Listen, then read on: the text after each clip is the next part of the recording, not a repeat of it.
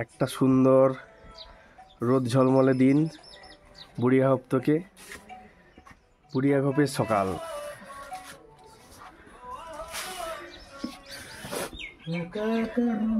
পদ্মা দিদির ব্যবহার একদম বাড়ির মতো, ভোলার নয়। আতিথেয়তা খুবই ভালো, একদম বাড়ির মতোই ফিলিংস। যত্নের কোনো অভাব নেই আমাদের প্রতি।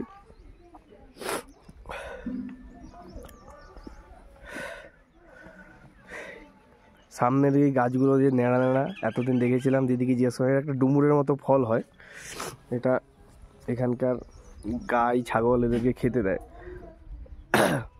চাষের জমি সামনেই, আলু জমি, পদ্মা দিদিদেরই আলু জমি। সাইডে সাইডে মটর দেওয়া আছে, মাঝে মাঝে ভুট্টা গাছও আছে।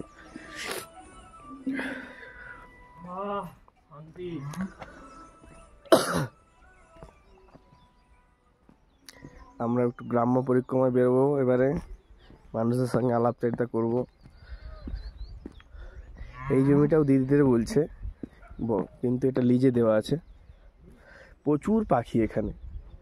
কালকে দেখছিলাম এই মটরশুঁটি খেতে এসেছিলো পাখিগুলো।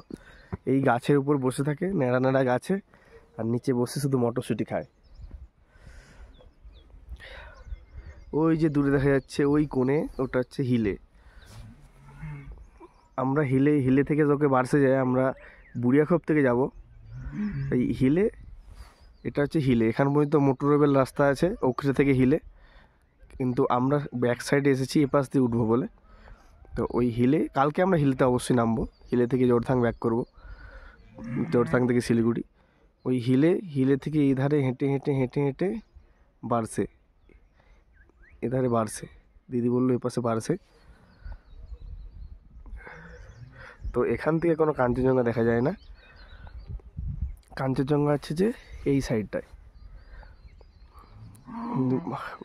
এদিকটা পরিষ্কার আকাশ, কিন্তু এদিকে মেঘ উঠেছে। এদিকটা পূর্ব দিক, পূর্ব পশ্চিম, এই পাশটা নর্থ, আর পেছন দিকটা সাউথ।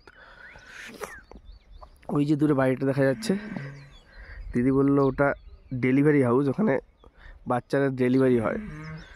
আর ওই দূরে দূরে যত ছোট ছোট বাড়ি দেখা যাচ্ছে, এই পাহাড় থেকে ওই পাহাড় পর্যন্ত, ওই যে বাড়িগুলো দেখা যাচ্ছে, সব বললো দিদির কাজিনদের বাড়ি। পাহাড়ি কি জীবনযাত্রা! এই পাহাড়ের ওই পাড়ে কাজিনের বাড়ি, এ পাশে তাদের কাজিনের বাড়ি, আবার এই পাশে। দারুণ সুন্দর। এই এখন একটা পাখি বসেছে, এগুলো চড়ুই পাখির মতো দেখতে। ক্যামেরা ছাড়া ভালো আসবে না,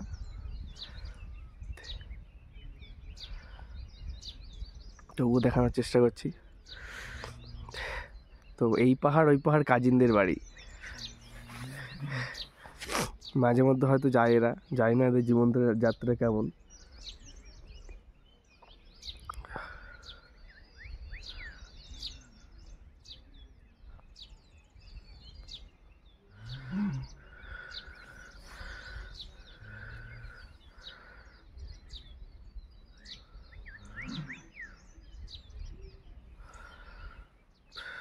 এদিক দিয়ে আমরা এসেছিলাম কাল, একদমই গ্রাম্য পথ।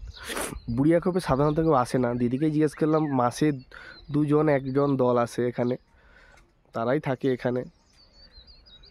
আমরা শুধুমাত্র 2-1টা পোস্ট দেখে সোশ্যাল মিডিয়ায় এসেছিলাম। আমাদের বেসিক নিডস তো কিছু থাকে না, আমাদের থাকার জায়গা দিলেও হয়, একটা শুধু মাথা গোঁজার ঠাঁই দিলেই হবে।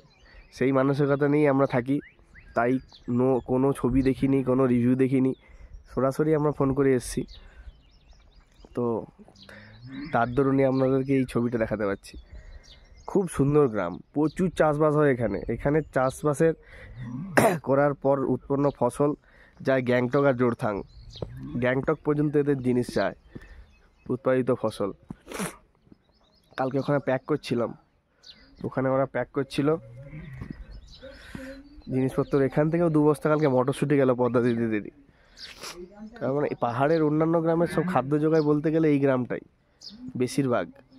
আর সিকিম গভর্নমেন্টের বর্তমানে যে স্কিম আছে, সিকিম ক্রান্তিকারী মোর্চা, এদের মেন মোটো হচ্ছে যে প্রতি বাড়িতে একজনকে চাকরি দেবে।